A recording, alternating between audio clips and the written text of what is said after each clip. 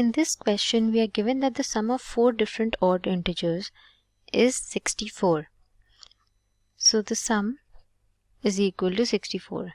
We have to find the value of the greatest of these integers. From the question, we only know that the integers are odd and we have no other information about them. So we now move on to step 2. Now the statement 1 tells us the integers are consecutive odd numbers. So if we take x as an odd number, then the next odd number would be x plus 2. The next odd number after x plus 2 will be x plus 4, and the next one will be x plus 6. Now we are given that the sum of these integers is 64. So we can write that x plus 2 plus x plus 4 plus x plus 6, this is equal to 64. Now this gives us the value 4x plus 12 is equal to 64, which is equal to 4x equal to 52. And from this we can get the value of x as 13. Now this is not the answer. We have to find the greatest of these integers.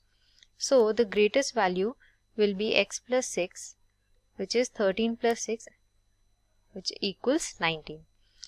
Now from the statement 1, we can see that we can find the value of the greatest of these integers. Hence we conclude that statement 1 is sufficient.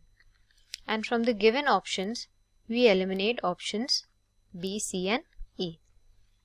We now check the sufficiency of statement 2. Now the statement 2 tells us that of these integers, the greatest is 6 more than the least. Suppose we assume the least integer to be a. Then we have a, which is the least integer, and the greatest one will be a plus 6.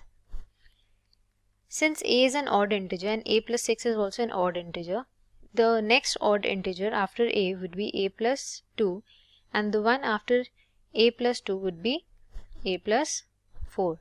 We can see that statement 2 also is similar to statement 1. By following a similar method, we can find the value of the greatest integer. Hence, we conclude that statement 2 is also sufficient. So the correct answer is option C.